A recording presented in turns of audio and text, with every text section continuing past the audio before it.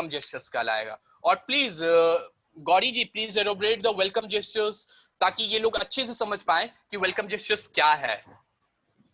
Please Gauri ji. Gauri ji please. Yes, sir. Uh, I'll start with first unwelcome means Yeah. what is unwelcome gesture? Any kind or behavior is unwelcome if the recipient means the person who's facing that does not consent to it and regards it as an offense. So whatever is not consent by the recipient is comes under unwelcome. And if there is a consent, so for sure it is a welcome gesture. Here, the recipient or victim not complaining does not necessarily mean or imply that the conduct is welcome. Sometimes what happens where a person or a female or a girl does not, complains about it due to some circumstances, or she doesn't want to, make a scene over the place. So it doesn't mean that if she's not complaining, so it is a welcome gesture. It is a unwelcome gesture. Only the thing is like she is not complaining, but she has a consent over it. She's not giving her consent over it. So for sure it's an unwelcome gesture. Sometimes some comments or advances are blatant or crude or are inherently offensive. These will also be deemed as an unwelcome gesture. So whatever is not welcomed is for sure a welcome gesture. So we have to take care. And the most important thing under this POSH Act is say no. If the person is saying no, it means the person is not giving her consent. And the consent is not there, it means it's not a welcome. So it comes under basically the welcome gesture. Right, sir? Yeah. Very good. Please, anyone have a doubt? Then please. Anyone have a doubt? Then please. Anyone have a doubt? No doubt? Then आगे बढ़े. Please, Gauri ji, please explain the complaint committee. Next slide. Committee. Please, Gauri ji.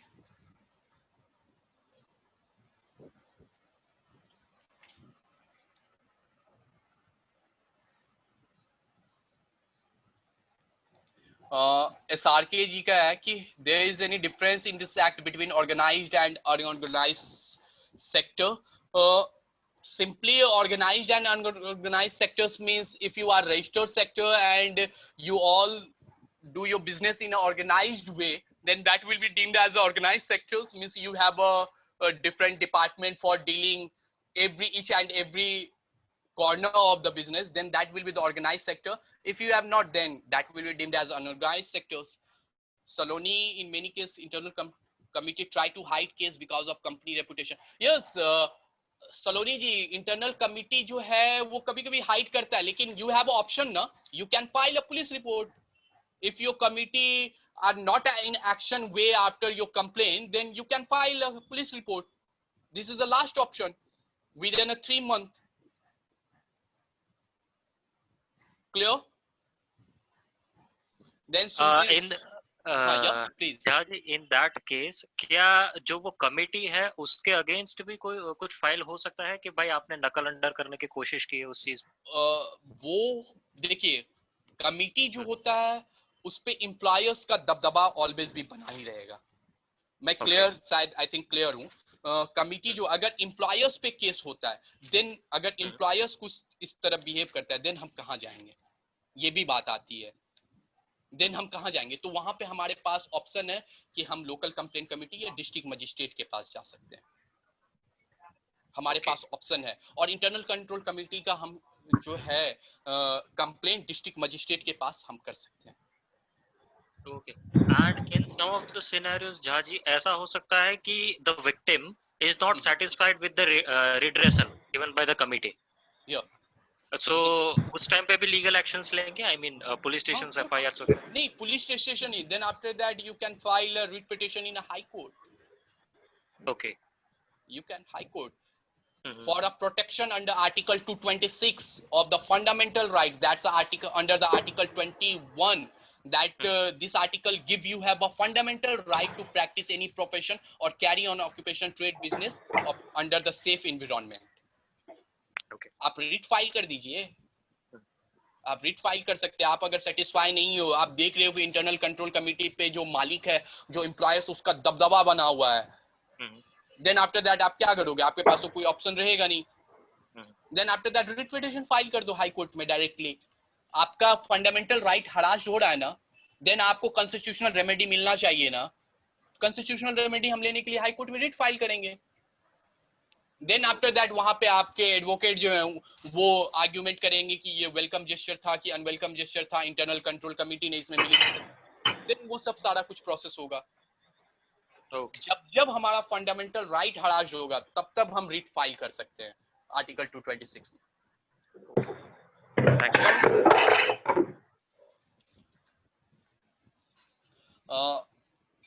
Shaloni ji, in many cases, internal control committee try to hide because of company reputation. Committee have a good relation with people who did offense.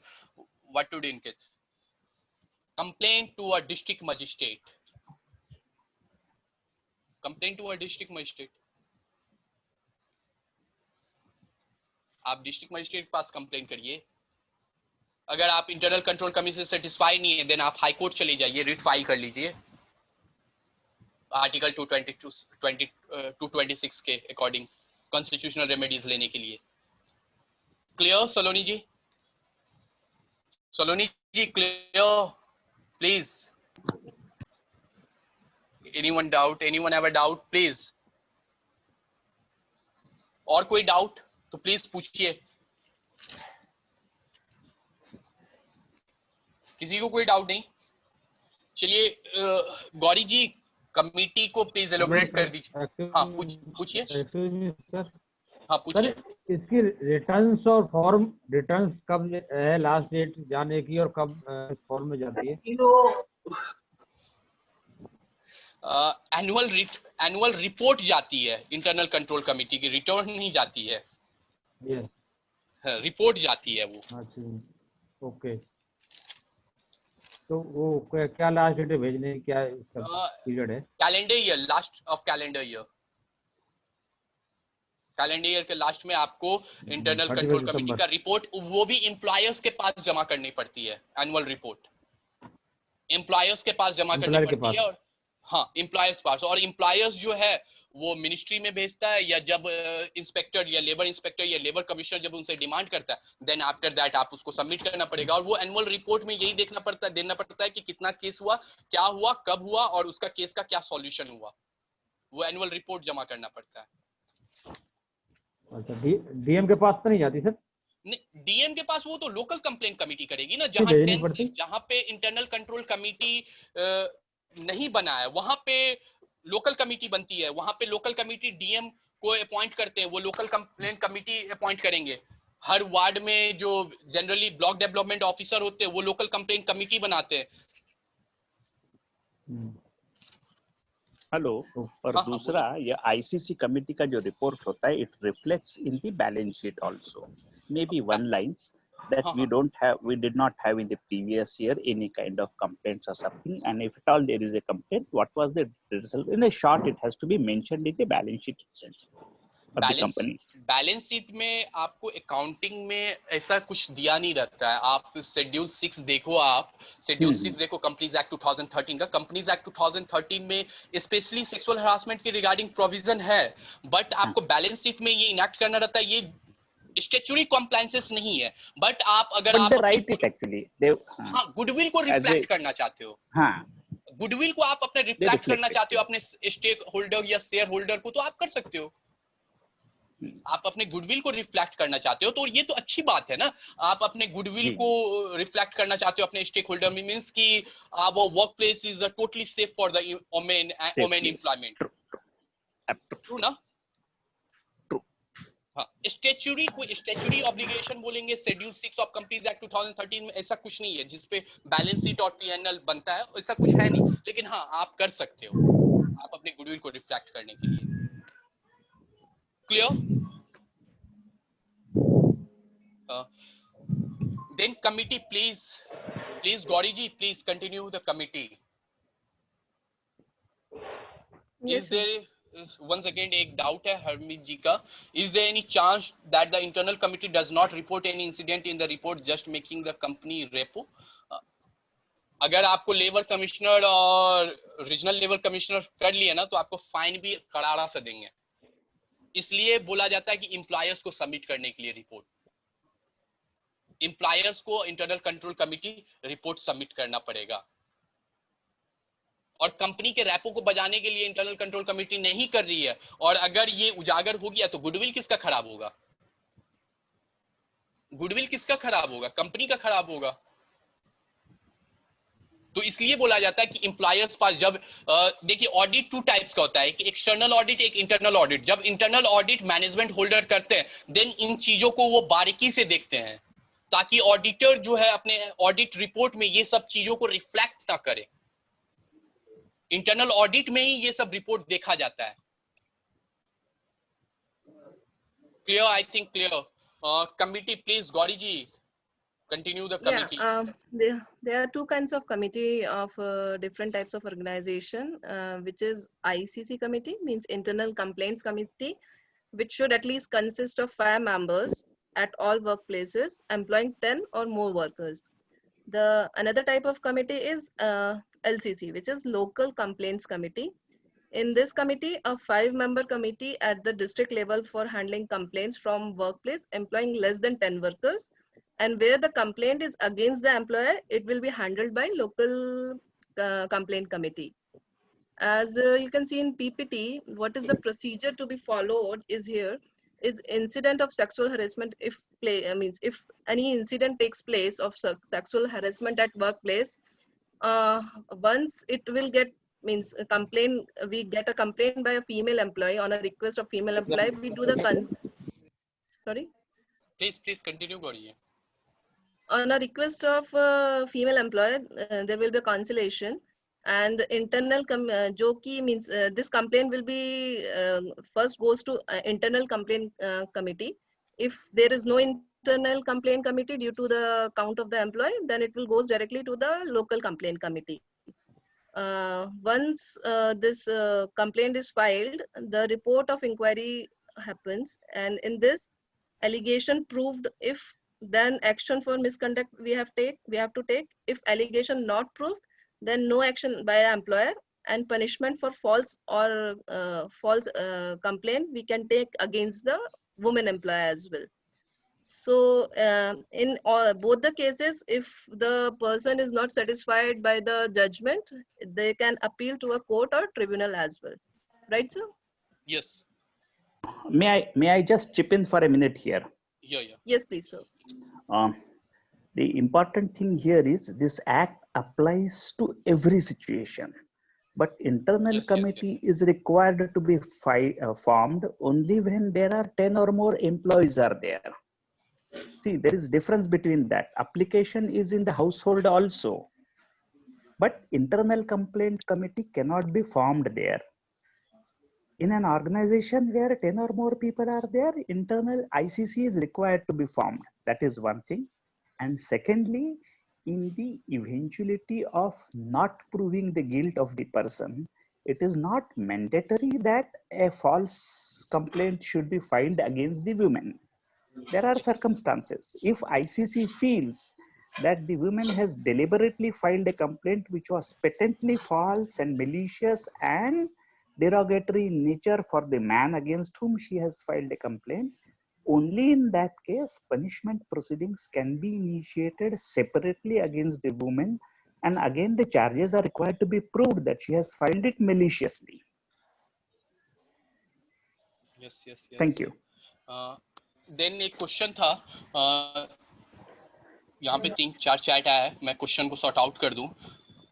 एक question था जगदीश जी का, नहीं राहुल जी का question था, कि उनका question था कि उन्होंने एनुअल रिटर्न ऑनलाइन 1 मंथ के बाद फाइल किया था और डिस्ट्रिक्ट मजिस्ट्रेट ने उन्हें नोटिस भेज दिया कि आप एनुअल रिटर्न या एनुअल रिपोर्ट फाइल नहीं किए हो, तो then as per the section 21 subsection 21 annual report employers को तो भेजना ही पड़ता है। तो एक डिस्ट्रिक्ट मजिस्ट्रेट को फॉर्मली एम्प्लॉयर्स भेजती है, या तो एम्प्लॉयर्स भेजे या तो chairman of internal control committee भेजे। और ये कब भेजनी रहती है? लास्ट डेट ऑफ सबमिशन अगर बोले तो एनुअल रिपोर्ट का डिस्ट्रिक्ट ऑफिसर के पास, जो डिस्ट्रिक्ट मजिस्ट्रेट होते हैं या डिस्ट्रिक्ट मजिस्ट्रेट अपने सबऑर्डिनेट को अपॉइंट करते हैं, 31 जनवरी ऑफ एवरी वर्ष मींस कैलेंडर ईयर्स अगर बोल सकते हैं तो 31 जनवरी ऑफ एवरी ईयर्स को आपको भेजना रहता है। Rahul ji clear? I think clear होगा। Would you please share the session of any post?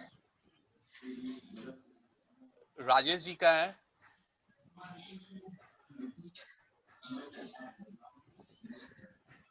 Sexual harassment related to female employee or male. Rajesh ji, this is only for the female employee. Clear, I think. Committee में अगर किसी को दिक्कत है तो please, committee में अगर किसी को दिक्कत है तो प्लीज, कमिटी में अगर किसी को कोई डाउट है तो please. So can you please, is there is a note 10 employee not even there as then Kiran ji, then अगर 10 एम्प्लॉय नहीं है, 10 ओमेन नहीं है, तो आप local complaint committee district magistrate के पास फाइल करिए। और डिस्ट्रिक्ट मजिस्ट्रेट जो है अपने सबऑर्डिनेट को वार्ड लेवल पे, वार्ड मेंबर, म्युनिसिपैलिटी के जो चीफ एग्जीक्यूटिव ऑफिसर होते हैं उनको या तो अपॉइंट किया जाता है, या तो ब्लॉक डेवलपमेंट ऑफिसर को डिस्ट्रिक्ट ऑफिसर बनाकर भेजा जाता है, वहां आप कंप्लेंट फाइल करिए। अगर आपके कंपनी में या आपके ऑर्गेनाइजेशन में इंटरनल कंट्रोल कमेटी नहीं एप्लीकेबल है, इंटरनल कंट्रोल कमेटी का provision they. Sir, I do have one query related to this constitution of IC Internal Complaint Committee. So 50% should be the female employee. So half should be women. Correct. So it is necessary to take as a part NGO in the committee? Yeah, one member from NGO.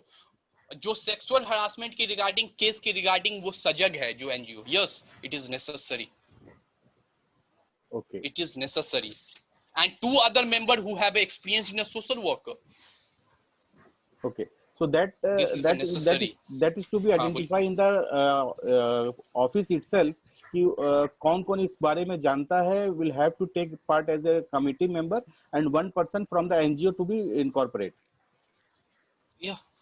Okay. Office से भी आप ले सकते हैं, लेकिन यहाँ पे देखिए half should be the women और प्रीसीडिंग ऑफिसर हमेशा ओमेन को बनाना है। क्यों बनाना है? क्योंकि बोला जाता है कि जहां औरत औरतों का न्याय करती है ना, तो वो जो होता है ना वो अच्छा न्याय करती है। करेक्ट। इसलिए हमेशा यहाँ पे हाफ शुड बी ओमेन, उनका चेयरमैन भी ओमेन, जो senior level of employment women है या उनसे नहीं है तो सीनियर लेवल, देन आपके सिस्टर्स कंपनी में है तो उनको आप बना दो, लेकिन ओमेन ही रहना चाहिए। ओके, और जहां पे एनजीओ अवेलेबल नहीं है उस कंडीशन में क्या करें फिर?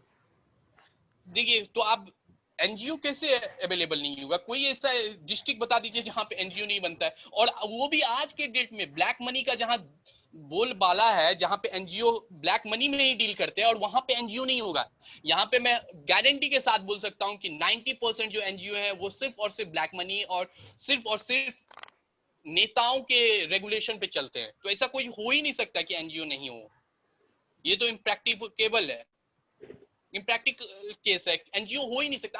आप कौन से डिस्ट्रिक्ट में रहते हो या कौन से कहाँ रहते हो? नहीं, मैं एक जस्ट जनरल पूछ रहा था। हाँ, मतलब वो तो एनजीओ तो ऑलवेज होता ही है। You are very right. कहीं हो सकता है क्या कि अगर एनजीओ ना हो तो? ऐसा होता है कभी कि एनजीओ ना हो या हो तब भी हम अपॉइंट नहीं कर रहे हैं? होना तो है ही एनजीओ, चाहे कैसे भी हो। Sir, I have one confusion. Hello, ये जो सर ने आज वन क्वेश्चन, जो इंटरनल कमिटीज मेंबर है they should be a part of NGO और नॉट, और लाइक जो हम इंटरनल कमिटी में से किसी को भी हम लोग बना सकते हैं, like they should be a internal committee members? देखिए, या तो आप इंटरनल कमेटी का मतलब ही नहीं समझे। इंटरनल कंट्रोल कमेटी का मतलब है कि एक आप समूह बनाइए, महिलाओं का समूह बनाइए या ग्रुप ऑफ फीमेल एम्प्लॉय बनाइए जिसमें से हाफ ऑफ वुमेन एम्प्लॉयड आना चाहिए, जो आपका ये काम करे, और उसका सैलरी जो है वो एम्प्लॉयर्स देंगे, उनका सैलरी एम्प्लॉयर्स देंगे और उनका बाकायदा ऑडिट भी होगा। और जिन्होंने AK सर ने बोला था ना, वो बैलेंस शीट में कवर अप होता है, तो वो बैलेंस शीट में जो हमारा एक्सपेंस होता है ना, वो कवर अप होता है उसका, वो शेड्यूल में। तो वो एक समूह बनाया जाता है और उसमें अलग अलग मेंबर को रखा जाता है। अगर और वहां पे एक अलग अलग मेंबर्स मींस चेयरमैन जो वोमेन एम्प्लॉय हैं आपके सीनियर लेवल पे, उनको रखना है। Then after that 2 others members जिसके पास सोशल वर्कर्स है, और एक NGO का मेंबर है। ओके इस नहीं, what I will suggest here is, इसमें एक छोटी सी बात ऐसी है कि एम्प्लॉइज में से ही कुछ व्यक्तियों को चुना जाता है ये काम सेपरेटली करने के लिए। They normally do their own independent work, जो नॉर्मली काम करते हैं, कोई अकाउंट्स में है, कोई फाइनेंस में है, कोई HR में है, कोई लीगल में है, कोई सेल्स एंड मार्केटिंग में है।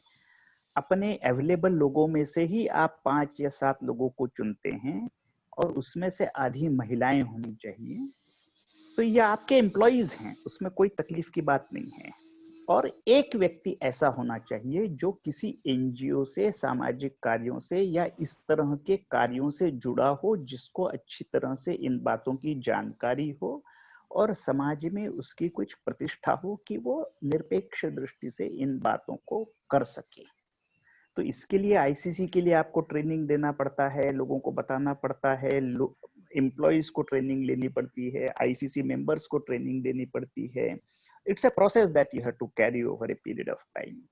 और दूसरी बात जो मैंने कही थी, प्रोबेबली आई मिसस्पेल्ड इट जब मैंने बैलेंस शीट कहा था। What I wanted to suggest is annual report जो होता है कंपनी का, विच इज सर्कुलेट किया जाता है at the end of the financial year, जो मार्च में खत्म होता है, उस पर एक एनुअल रिपोर्ट बनती है। तो एनुअल रिपोर्ट में इस बात का मेंशन होना चाहिए कि भाई कितने केसेस हुए, नहीं हुए, उनका डिस्पोजल किस, इसके बारे में।